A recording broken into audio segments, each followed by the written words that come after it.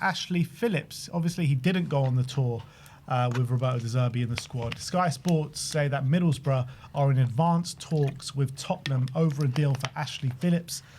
Spurs centre-back signed from Blackburn for $2 million in 2023. He gained regular first-team experience in Championship at spells at Stoke and at Plymouth, and Spurs are ready to let Phillips leave permanently. A journalist called James Hokery, I'm not sure how you pronounce it, who's bang on the EFL stuff, and I think he has done stuff with The Athletic before in the past. He says that Middlesbrough have agreed a deal with Tottenham to sign Ashley Phillips for £10 million plus add-ons. Personal terms not expected to be an issue, and Borough looking to complete the deal before the weekend, with the 21-year-old centre-back set to sign a long-term contract with Middlesbrough. I mean, Middlesbrough splashed the cash, helping us the out, Morgan Rogers cash, aren't they? Yeah. With obviously Lancashire's gone there for 10 million plus 10 million add-ons, and now they're saying Ashley Phillips for 10 million plus add-ons as well. I don't know how, maybe like 5 million add-ons, maybe a bit less. I don't know, but yeah, I mean, a great deal here. I mean, you're potentially talking about 35 million if all the add-ons get met for Phillips and Lancashire, who haven't made who've made barely any first-team appearances in a Tottenham shirt. So I think it's more good business from Tottenham. Obviously, Ashley Phillips has had great loan spells at Stoke and was it just Stoke? I can't remember who else was at Plymouth as well. I think, yeah, exactly. And he was, I think, Young Player of the Year when he was at Plymouth, and obviously they had a brilliant loan spell at Stoke and really highly thought of. I think in another kind of timeline, could there have been a chance of him progressing to our first team and us giving him an opportunity? Potentially, but given the where we are and what's happened over the last few years, we can't really afford to be betting in players, youngsters who aren't ready-made at this point in time. So it looks like we're willing to cash in on him. So I think it's more good business. It's more like significant fees for players who just haven't played for Tottenham, who aren't getting more fringe players. So I'm delighted. What is it that, if we get that kind of fee, that takes our sales total to, well, it says here 81 million, but I think it's more than that. I mean, if you're including add-ons and stuff, I think it's well over 100 million. Yeah, 120 million potentially. You're looking at potentially Solomon as well. You're getting 15 million for him. I mean, before you even include Romero, I don't know if Bergwall's going to go or not. Vicario, maybe Richarlison. I mean, we're going to get close to that 200 million pound mark before you even know it. So I think we've been doing brilliant business with outgoings, and I think this is another good piece of business. Absolutely. So obviously we wish Ashley Phillips the best. And another player that is leaving from the academy. First refusal, you reckon, or any buybacks? Yeah, I'm sure they'll add all that in. That's what we're doing with literally all of them at the moment. So I'm pretty sure we will be adding all of those kind of clauses in. In terms of some potential incomings, let's talk about Cody Gakpo now, because aside from Cody Gakpo, we brought you the news yesterday about Pedro Neto and Man City, which could be the first of the dominoes could fall for Savinho to coming to Spurs. Very late last night, we heard that Liverpool could be advancing on Ibrahim Mbaye of PSG, and the Bradley Barcola deal is still there as well. And could that be the dominoes to fall for Cody Gakpo to join Tottenham? Now, there's been some journalists talking about it this morning. Joost Blahov was obviously a very reliable Dutch journalist. He was bang on the money for all the Van Hecker stuff when he joined us. He says that Tottenham have set aside a substantial budget to buy Cody Gakpo. Liverpool are willing to do business for a top price, reportedly well over 70 million euros, but are just as keen to keep Gakpo. It's now up to the winger himself to make the decision. Fabrizio Romano says that Tottenham are now in direct talks with Cody Gakpo's camp over a possible move this summer after approaches revealed in July. Deal depends on Liverpool's decision. Door closed back in July, but now could depend on the financial package and Barcola's pursuit. Tottenham Hotspur are trying to get a deal done. So things moving. Yeah, things seem to be moving. I guess it very much depends on if Liverpool get these deals over the line. They're trying a double deal with PSG for Mbaye and Barcola. I mean, that is going to be a very pricey deal to do.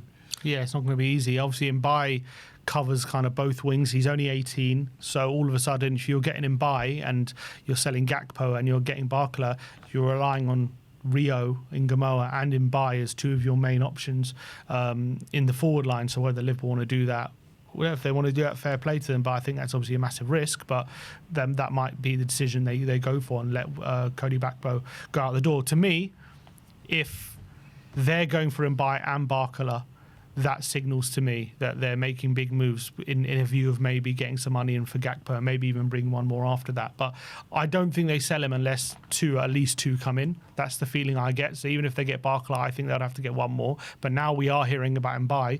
That definitely adds credence to the rumours that Liverpool are willing to let him go for the right price. And well over 70 million euros. I mean, 70 million euros is what, 65 million pounds, is it? Around about, yeah. So well over. I don't know how much that means, but surely is it much more than 70 million pounds, which would be 75 million euros? Let's have a look what the exchange rates are these days, because 70 million would be just under 60 million pounds. Okay, so you add another 10 million to that. Yeah, so I think a deal will get done for around 70 million pounds. Yeah, I reckon. That makes a lot of sense to me. And I'm excited about it. I think it's a good deal for Tottenham right now. I think it adds quality to the forward line. He adds goal contributions. He adds height. He adds experience as well. Being in a winning team, he's got relationships with many of the members of the squad. I think he ticks so many boxes. I think, yes, it's not the perfect deal, and he's not the perfect player. He has his flaws like most players do. But I think the upsides for me outweigh the downside. So I would be delighted to get Cody Gakpo through the door. And if Liverpool are going to sell a couple of players, I think that really opens the door for us. Yeah, me as well. I think like when you're looking at regenerating our forward line, let's say Gakpo and Savinho are going to come in. Both of them represent upgrades than what we have already. You know, Savinho, brilliant, can cover both flanks. You're looking at Gakpo that can play number 9 if need be, but I had a long chat with a Liverpool fan last night saying that, you know, he's not great at number 9 at all. They didn't fancy him there, but maybe in a different system he could work there. Maybe De Zerbi can find a way to make that work. But for Liverpool, he was predominantly, when he played well, it was on the left-hand side. Mm-hmm. So he's a player that can cover 2 positions. But for me, the regeneration of the forward line, it's all well and good bringing in a Gakpo and bringing in a Savinho. We need that number 9. And I don't think that regeneration of the forward line is complete until we do that. So it's good steps, and I'm happy with Gakpo and I'm happy with Savinho. But we need to bring in that number 9. And with Savinho, that's what I kept saying all summer, didn't I? I said I want Savinho, but as long as it's with someone that has proven to get goal contributions in the Premier League, and Cody Gakpo represents that. Yeah, I agree. I think, but in my opinion, and it might be controversial, I do think actually the number 9 is probably the least important out of those 3, because I think honestly, obviously, I want one. Don't get me wrong. I think. I want to get the best number 9 possible. I want the best striker possible. But you think about the service that the number 9s have been receiving for the last 2 seasons, and they've been feeding off scraps. We just haven't had real creators in the wide positions to give the supply to the number 9. I think you give that supply, you're going to see better output from the number 9s that we have. And I think we do have 2 number 9s, both capable of getting double digits in the Premier League. I'm not saying that doesn't mean I don't want better. Of course, if we can get some of the names we're going to talk about in a minute, I'll bite your hand off. Don't get me wrong. I'm just saying, in my opinion, right now, the most important thing is getting those wide positions correct, because you look at the lack of quality we've had in those positions, and it's just been, you know, so stark, hasn't it? Yeah, I do agree with you, and I think it will make us a lot better having Gakpo and Savinho. But if we brought in a top number 9, like a really good one, then that just catapults us, doesn't it? Yeah. In my opinion. And I think it really takes us, you know, up 2 levels, 3 levels, or however many levels you want to talk about. It really puts us in a big conversation, in my opinion. So, yeah, I'm just talking about making that regeneration of the forward line complete. You need to bring in that number 9, in my opinion. Talking of number 9s, shall we talk about number 9s? Shall we? Do people want to talk about number 9s? What do you reckon, chat? You want us to bring it up?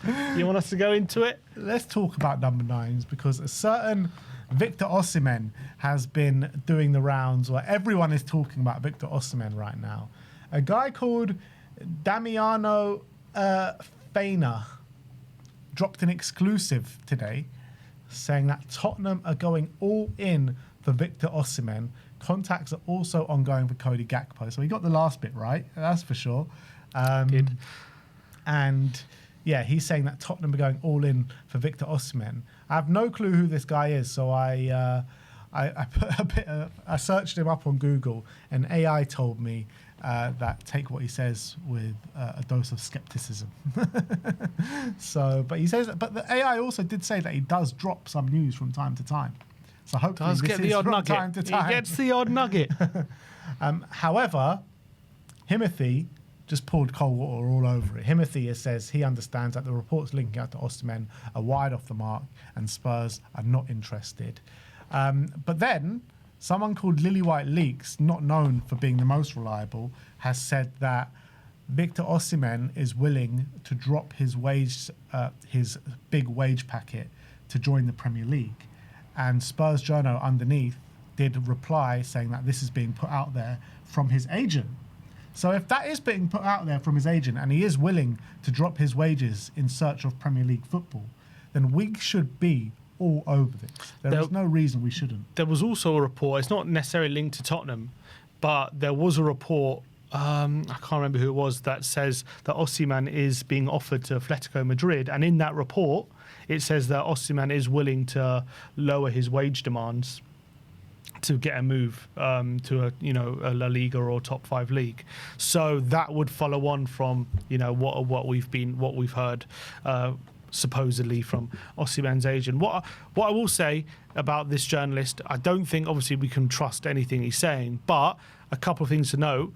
A month ago, he did break the story about Gakpo just being chased by Tottenham, and that was on July 4th. And a few days ago, he was quite at the forefront of the Mo Salah to Transport deal as well, which has obviously come to pass. So I'm not saying, I don't know if he was following on from other journalists and just getting things and just guessing and getting things right. Most likely. It might have been. Or did he actually have any information? And that has obviously seemed to have come true. What I will say about the Osimhen deal is, if it is true about this quote-unquote secret bomber, and it is true that we are working behind the scenes to get a big player through the door, which has not hit the press yet and all this kind of stuff, Osimhen would make a lot of sense, because if it is true that he would be willing to drop his wage demands to come to the Premier League, and it is true that he now wants out of Turkey and he wants to go back to a major top 5 league, and Tottenham have got wind of that and are trying to, it would make sense that we would want to get that deal done behind closed doors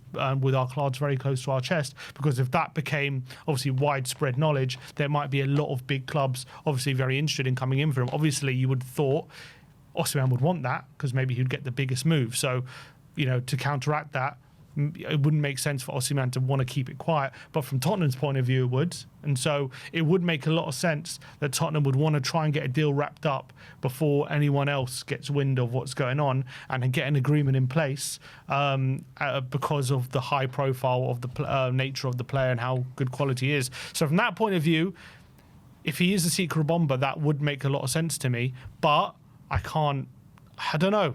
I can't get excited based on these reports. Of course, and also on top of that, bomber, in the sense of a word bomber, he is a bomber. 100%. He is the definition of a bomber.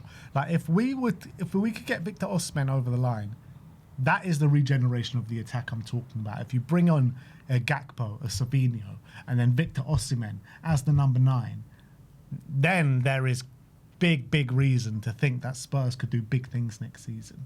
You're bringing in those 2 central midfielders and a Victor Osimhen up front.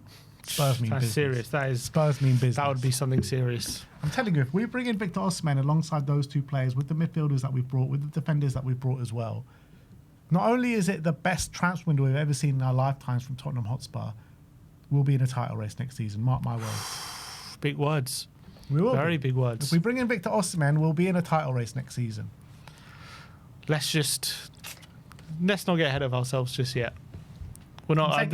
If I would love to get Victor Osimhen in, I would absolutely love it. I think he's top quality, and if he is also willing to drop his demands and he's willing to kind of make a move happen, that shows that he's still got that hunger in him. He's still got that kind of desire to be in, to win trophies, be at a top club, not just be in it for the money, which he has been for the last few seasons. That tells me something about him if he's willing to do that. I mean, who knows what we could do next season if Victor Osimhen comes to the club? Who I know knows? what we could do next season. We'll be in a title race next season. That's what we'll do. If we bring Victor Osimhen to the club, that's exactly where we'll be. We'll be fighting right at the top. And you already look at it, if you bring in Victor Osimhen, you've got a top 3 striker in the Premier League behind maybe Isaac. You know, he could even be better than Isaac and Erling Haaland. No other striker better than Victor Osimhen in the Premier League. He's one of the best in Europe. So, look, Himothy said we're not interested. So, let's hope that is not true. And but why wouldn't we? If all the things that are being rumoured are true, then there's no reason why we shouldn't be interested. 100%.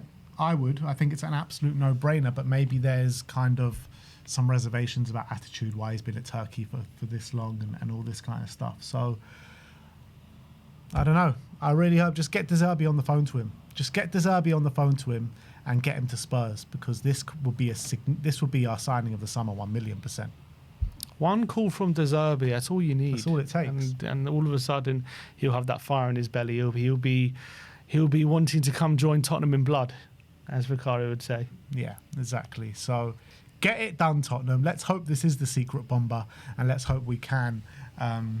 Well, let's hope we're interested first, and then the rest will follow. But that is your Tottenham update for today. Let me know in the comment section below your thoughts regarding all the news stories that we have brought you today.